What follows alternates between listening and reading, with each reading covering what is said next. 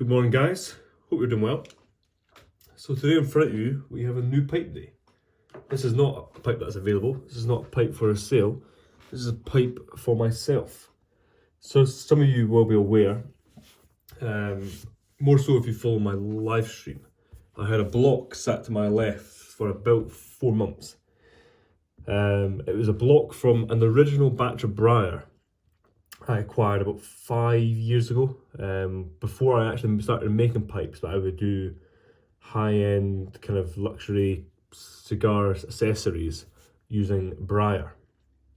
So I've always been working with Briar, but I've always bought high-grade Briar. And this was a batch of Mimo grade 1 and grade 2 blocks that I bought. Again, it must be about 5 years ago. The majority were grade 2. I think there was 1 or 2 in there that were grade 1, which are long gone. And this was the last block from that original batch of grade 2. Plus, it's got 5 years of age on it at least, because that's when I bought it. But back then, 5 years ago, when the supply of Briar wasn't as in demand, you typically might have got a year or 2 plus of age on it when you purchased it. So this could maybe be 7 or 8-year-old Briar. So seeing as it was the last block, I must have had about 35 blocks from that original batch. A lot of my early pipes will have used a lot of my early smooths will have been used from that batch, probably up until pipe 80 or so. And then I started slowly to dip into it from time to time as the supply went down, to where a lot of the smooths, I'd say, again, maybe I'm on pipe, I think 160 something now. I'd say a lot of the smooths before pipe 110, 115 would have came from that batch. But I've came down to the last block and I thought I'd keep this for myself and make myself a pipe. So without further ado, my new pipe, which is by a pipe maker I know quite well, quite familiar with his work, is, you can see the stem, you might recognise that. We have a bent Rhodesian with some of that 2023 pipe of the year purple and black ebonite, which you can't pick up too well in this light. As always, the lighting in this part of the workshop isn't great, but I do plan to rectify that very soon. That's one of the things I plan to change to the workshop this year. So as you can see, some superb grading in this pipe. It virtually wraps the entire way around, and some of the best grain is on the base. You've got this nice, lovely bit of exposed plateau, and just pools of bird's eye that actually kind of work its way from this part of the base up into about this part of the pipe, which just has amazing grain. A common theme with pipes that I make for myself: exposed plateau here, and if you look at this pipe, tiny bit of exposed plateau. Now that is a theme because if you notice something between these pipes, I take these two pipes to the extreme. Of course, I smoke a filter, which I've got one here, which means that you have to fit a filter in the shank, which is easier said than done if you want to try and keep a pipe kind of as slender a profile as possible. It's something I always try and do with my pipes, and if you notice, a common theme in my pipes is even my filtered pipes don't have kind of big fat shanks. They're always as thin as I can possibly make them while ensuring they're structurally sound.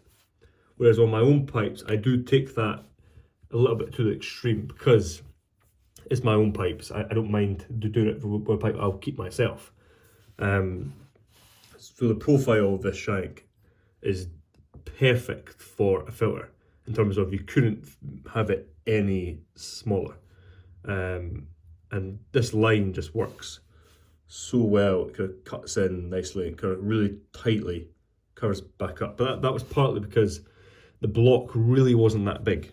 What I had to work with wasn't big to where that's why you can still see some of the plateau. As you can imagine, the block came kind of cut in and up to where the plateau was all the way around the base.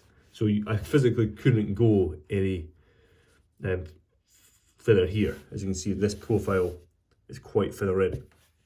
But overall, the pipe is just kind of fantastic, and the grain is superb. I was going to do a natural pipe again, as the block is flawless, similar to the pipe I made myself at the start of last year, which, if you guys are aware, this pipe started out completely natural. I don't even believe I even put any carnauba wax on it, and it is coloured up really, really nicely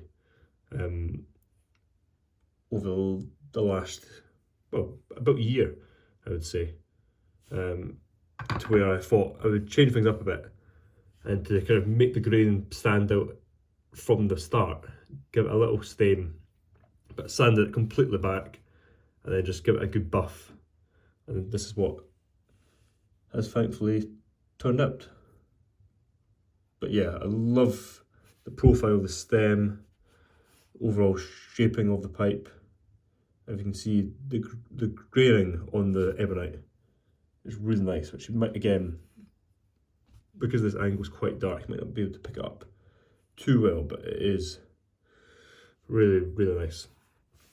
The Rhodesian is a shape I've always liked. I do like a bulldog too, but personally, if you see a common theme, I have classic, kind of your classic round shanks in all my pipes. I don't have any square or diamond shanks. I enjoy the look of square and diamond shanks, but I just prefer a round shank. So hence why this is not a bulldog, as there's no diamond shank, and it is a Rhodesian.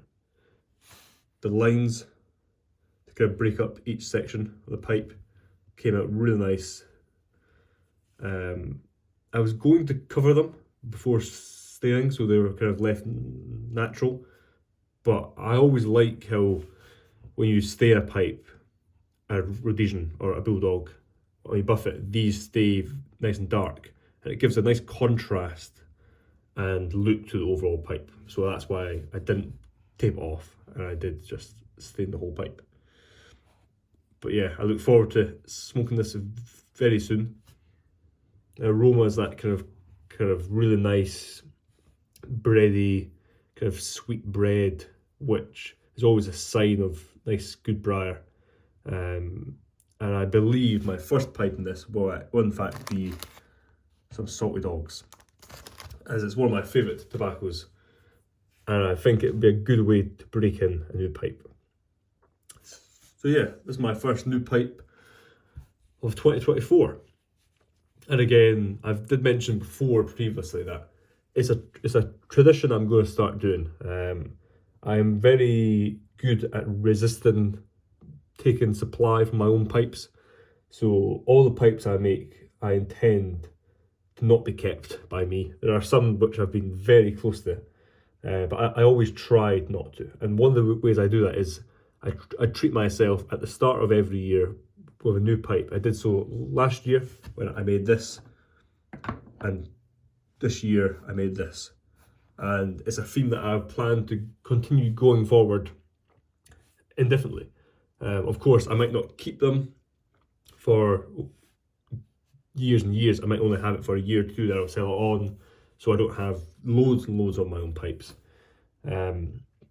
But it is a nice way to kind of, instead of pulling from my own stock and supply, I kind of dedicate from start to scratch a pipe that I can completely customise to my own desire, but also, like I said, push the boundaries of what you would want in certain aspects of design, being a filtered pipe.